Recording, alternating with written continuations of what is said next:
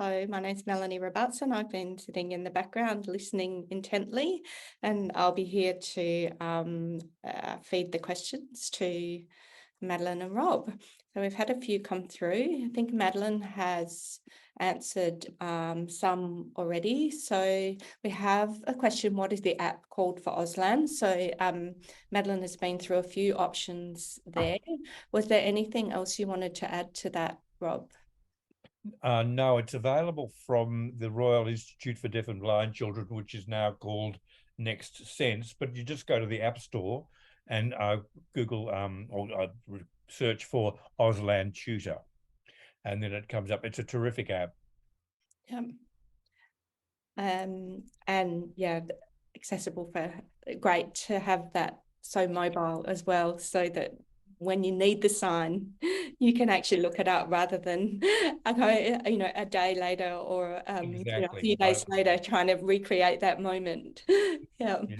And Um, just to learn, I mean, you might be on a train or a bus or traveling on a plane, whatever. You could just be, learning by using the app, just choosing a word and said, oh, another word, and then have a break when you had enough, and then go back to it. It's quite very handy, very very accessible.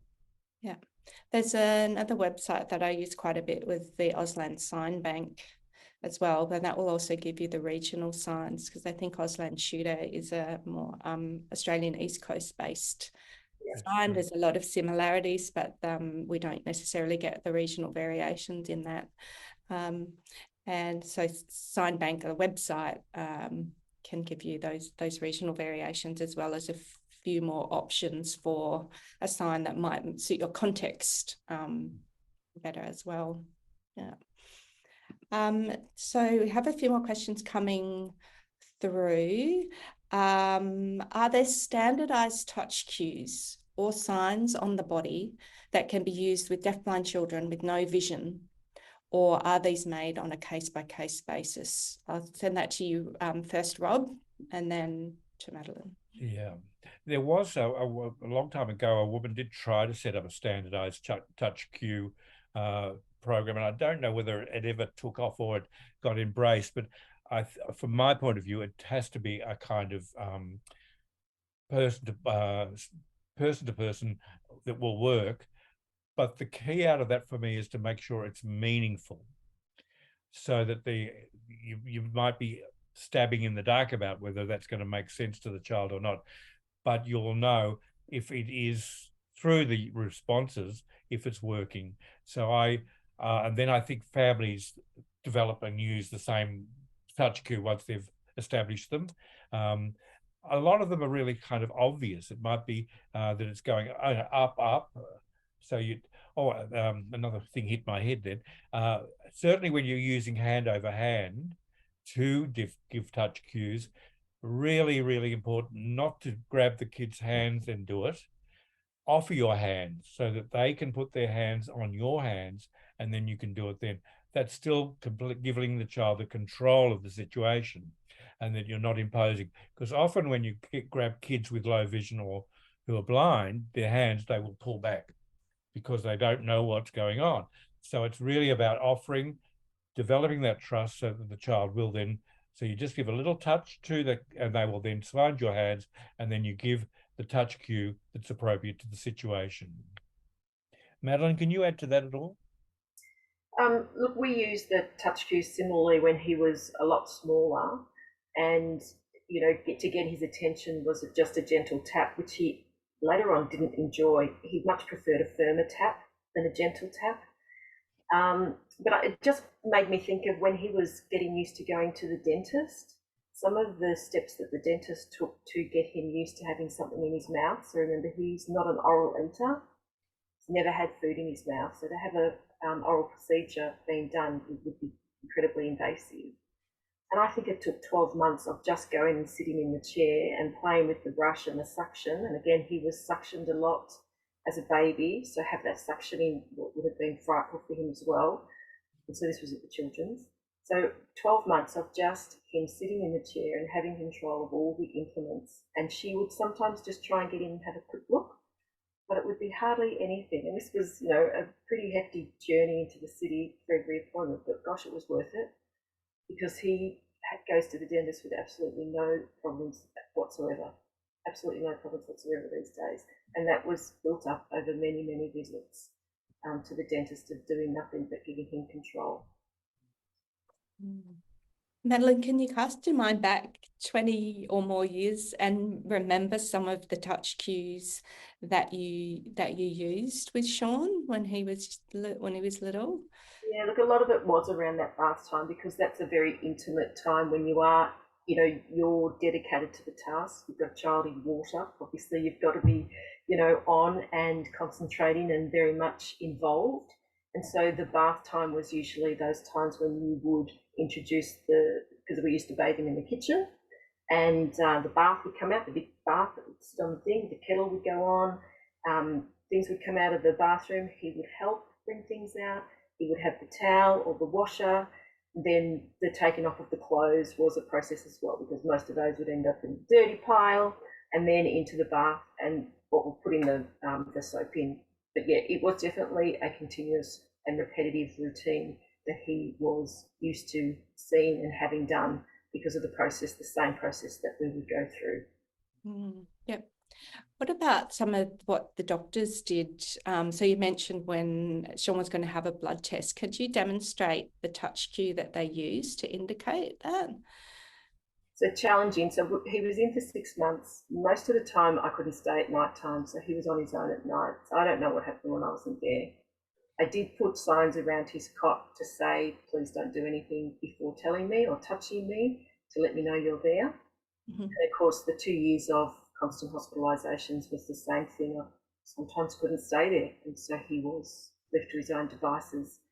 But I was, a story that I remember today was he would have a lot of IVs. He'd have to have a lot of IVs because of the infections that he had. And of course, he then had veins that wouldn't work, so they would go constantly searching for veins, or putting an IV in was a lengthy process. And one time when it was a lengthy process, he just stuck his thumbs up and did that. And I said to the doctor, you have to stop, you need to give him a break. Can you just leave him for a few minutes? And he was in control of that situation, and he would have been 2.5. But that just clearly, you know, to have that power at that age, to be able to sign, to make a movement with your hand and have the exact action that you want, which is stop. And I did that. Yep. That was incredibly powerful for him. Yep. So was that the finish sign? Was that something you started modelling quite early for him? Yes. We started at 3 months. Yeah. 3 months. Yeah. His brother, this was his sign for Owen. He was doing that well and truly, very, very, very quickly. Yeah. Yep. So with the doctors, was it just a matter of tapping the place that they were going to try and put the IV in or take blood before then proceeding, or just a tap in the body area? Is that? I can remember them picking his foot up, because often they'd be putting it in his foot and just rubbing his foot. Yep. Not just pick and, you know, put the needle in, which was what was happening in the early days. Yeah. Yep. You know, I have nothing against the nursing staff. Absolutely, they are under the pressure. Absolutely under the pressure. Just it is compounded when the individual has sensory losses like our kids do. And I don't know, you know, if there's been research ever done on people with sensory losses in that environment as infants that have this constant 6 months of it, remember, 24 hours a day of medical intervention, multiple bloods taken. Are there long-term effects with how he then reacts to pain, how he reacts to light touch? I don't know, but it'd be interesting to find out if there has been any research done on that type of thing for sensory loss. I think there are a few people on that, and share your thoughts there, Madeline.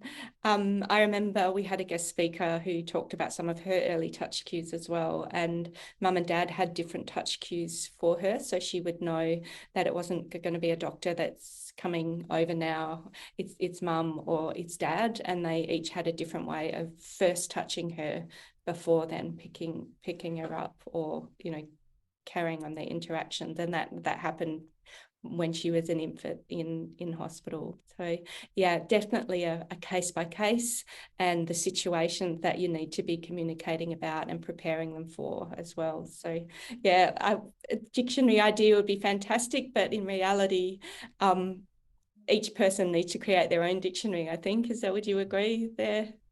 Yeah. Yeah. And I could add to that, you've got the touch cue, like it might be the injection's going to go in here, and then there may be the object, which might be the needle to hold and touch, or if it's nasogastric feeding, that's going to be going through, and then this is the tube that's going in. So it's a time to process what is about to happen and giving as many clues as possible and cues to make it a reality. Yeah. I've got another question for you adding on from that. So sometimes we get maybe a reaction from parents or carers about, I don't want you to warn them about an unpleasant experience that's coming up. I just want you to do it and get it over it done as fast, because I don't want them to be worried about it. I just want it to be happening over. Do you have any thoughts on that? It's a really good question. Because, yeah, you know, absolutely parents wanting to make it, let's get this done and finished and move on, you know. However, I tend to err on the fact that, just to be fair on the child, they need, even if it's not going to be a nice thing to happen, they need a bit of warning as to what's happening. And it might already be the warning. There could be, yeah, just moving into that room where there's this bright light, and that gives a cue enough that something's going to happen is not going to be fabulous. So I think, you know, adding to the information might be fair, but I do understand the parents' feelings as well. Yeah. Sometimes I sort of say, well, if your child could see the needle and see the IV, would you cover their eyes? And often they'll say, no, I wouldn't do that. And it's like, with what you're asking is sort of something similar then, to not be able to give them the opportunity or the same kind of access about knowing what's about going to happen, even if it's not pleasant. But, you know, we all still need time to prepare ourselves for something unpleasant. Yeah. Madeline, did you have anything to add to that? Look, I've sat through too many IV attempts to know. I sometimes regret doing it. Sometimes regret being the one who was there when he was being hurt, you know, going through such terrible pain. You know, could I have used a strategy of letting him know that this was going to happen, the doctors are going to take you, they're going to do that, and then when you come back to me, I'll comfort you. But I was there when it was all happening. And, you know, the contrast to that was, and this is again, you know, no offense to anybody, but my husband would come in at the end of the day and bathe him. You know, and I'd be the one that would be there when he was screaming because he was having IVs trying to be put in. You know, I really struggle with that these days. Did I make the right choice? I'm not quite sure. We have some more questions coming through. I think, Rob, you touched on this towards the end of your speech. What is your opinion on the label deaf-blind? And that sort of came back. They sort of was asked about the same time you were talking about that. So maybe could you just expand on that a little bit more? Well, certainly deaf-blind is the international word now. So the Americans and the British and we use deaf-blind to talk about, and I think it's a very difficult term because people think deaf-blind meaning you're blind and you're completely deaf, you know, and we know that that's just so far from the reality. It just means that there is a vision and a hearing disability that the individual is coping with. And it's not about being deaf and, oh, there's a vision problem as well. There's a vision problem. Oh, and there's a deaf. It's the combined deaf blindness, the deaf and the hearing, and I mean the vision, are a combined thing and need to be dealt with under that and with that knowledge. So Madeline talked about the sensory thing, and you're usually adding in other sensory stuff as well, with certainly with kids with charge, smell, taste, and touch is often better if it's really firm. So there are varying things within that, but I think it's really up to the individual as to what they're comfortable with. I don't think parents stay uncomfortable with deaf-blind. I think they can be uncomfortable initially, and that's fine, and we can work around that. And then in time, because the literature, stuff they read, what they hear, eventually the language may settle into being a comfortable way of saying it. I just think we have to be very sensitive to the fact that often the terms we use can be really challenging and really confronting, and we need to think about those terms as well, and be very sensitive and gentle about it. Madeline, do you remember the first time you heard that term? Well, David Brown had mentioned, David Brown, the deafblind educator in the US, had mentioned earlier in our journey that using the deafblind label, for want of another word, is the best way to go for kids with Charge syndrome. And, you know, the fact that the NDIS didn't recognise deafblindness as a primary disability until very recently speaks of the challenges that families had had before then. My son's not deaf. He doesn't belong in the proper deaf community because they like to sign in dark places where there's loud music, and they sign too fast because his vision won't keep up with it. And yet he's not really a blind person because he doesn't read Braille, and his speech is really difficult, and his, you know, he can use sign to supplement that. So, you know, those communities are there for him, yes, but he doesn't really belong to them. Deaf-blind community, again, he's not fully deaf-blind.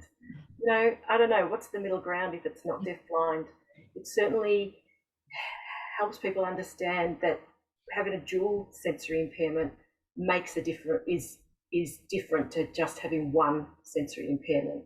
And so I use it as an opportunity to teach people that he's not deaf and he's not blind. He's actually got a dual sensory loss, so he's deaf, blind, and that he has different needs. Yeah. We have an audience comment on that too. So anecdotally, in regards to the term deaf-blind, I feel like the general population don't yet understand what it is. I find myself saying deaf and blind unless speaking to someone in the disability community. Yeah, so that's a good tip. Yeah. And, you know, some people say, yeah, it's definitely a journey, I think. And, you know, people will stop in different places with it. Yeah.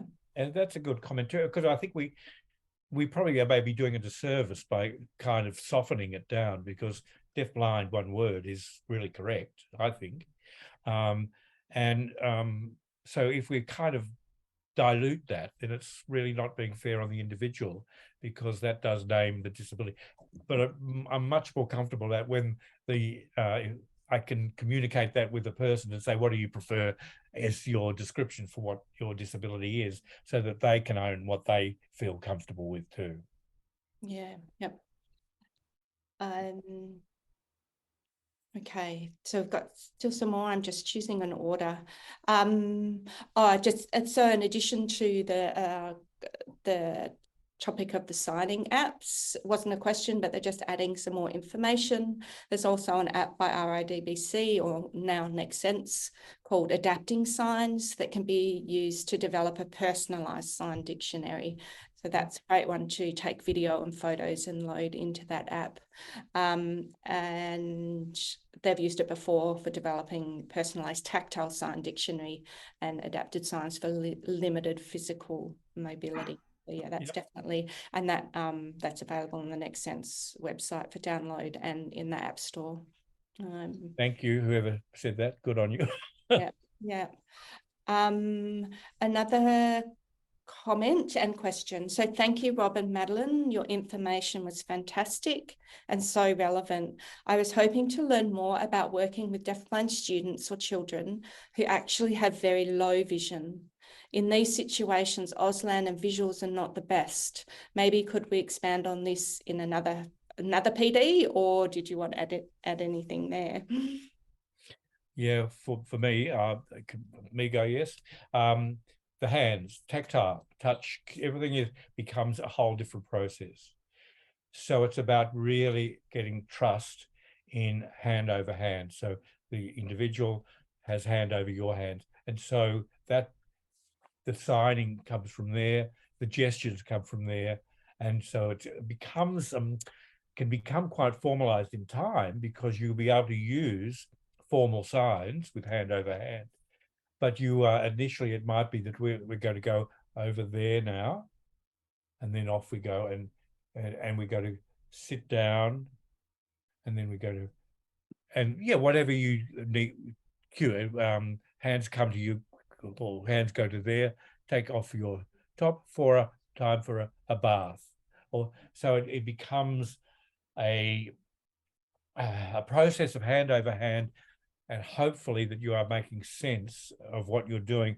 But the trust factor is really important, because that will be the way you communicate. And just to add to that, Meredith and I are working on a video resource at the moment on that topic. So it's looking at tactile communication using the hands, and focusing on the different options there with some video examples. So hopefully we'll be recording that towards the end of this year, and it will be available sometime next year. Available where? On the website. Okay. And we'll probably do a webinar on it as well. Fabulous. Yeah. Wonderful. Yeah. Yeah, because I really feel for people who are working with kids who have very low vision and are profoundly deaf, it is a totally different journey. And so often we don't get to explore the ways with that. So that's a wonderful resource that's coming your way. Yeah. Yeah. A few more comments. A webinar, please, for that. So great, it's very needed. Another comment, just acknowledging that it's not just doctors and nurses who overlook informing before procedures. It extends to allied health professionals, and I think lots of people who lack that awareness and are still developing a deafblind mindset, I think, and it takes a while. You have to learn it along the way. There's not many people around to teach you. Yeah. And then we have another question. Are there processes to support identity formation for young adults with charge? I'm not sure. Can you explain a bit more, please? I'll wait for the person. So I guess around, accepting, my guess is accepting who you are, what you need, advocating for it, and being comfortable and happy in your own skin, I guess. Yep. That's right. Yeah, but the processes. Shall I go, Madeline, or do you want to go? No, I'm not quite clear. Where I see that happening is when they either gathering at a conference, all the individuals who have, who are charge syndrome or deafblind or whatever, they're in a very happy space once they get together. Then you hope from that there will be a connection through other ways, because that might only happen every 2 years or every whenever, so that there will be then a group established where they can connect like this. So there will be a Zoom meeting, emails, texting to connect with each other.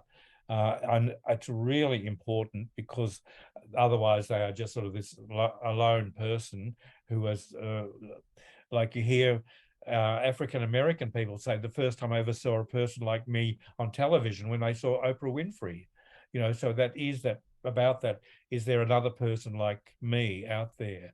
And yeah, whatever we can do to support that and help is really important. Madeline? Look, I'll just add that we're in I suppose it's an exciting phase. The syndrome's been around since 81. Our population are surviving, and they are keeping well, and they're progressing through school. They're being supported.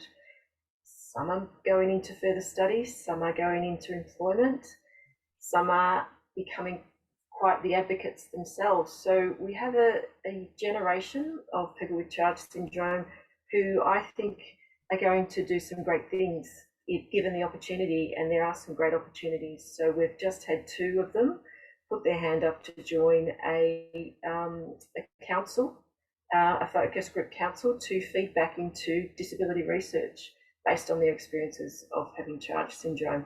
And that's really exciting, because we don't hear those voices often enough. And I think that there is a great future ahead to really get a much more understanding of what it is to have charge syndrome if we can have these voices being shared at the table. And our audience member says, love hearing the validation of peer support. Yeah. Yeah. And just going back to the tactile kind of communication with the hands. In the meantime, Max Deafblind on YouTube is a great resource for tactile communication with the hands and what it looks like in practice. I think that's an US family there. Thank you. Okay. Yep. So that brings us to the end of our question and answers. I think, yes. So thank you, audience, for your interest and contributions and your curiosity around the information that was presented and beyond. Thank you, Rob, for sharing your vast experience, being so generous with your time and giving us an intro to, the options and process and lead-ins, some wonderful little tips about dinners with the voice off, quiet table, or visual communication timetable. So thank you there, Madeline, for that inspiring story and sharing that beautiful photographic journey of your son Sean. I can imagine there's a lot of that was very hard and not an easy time. So I appreciate your openness and honesty and the courage to show the world. Thank you, Melanie. Thank you to our interpreters, Nick and Naomi. yes, blank, and our captioner who's beavering away in the background there. Okay, so thank you everyone again, and good night.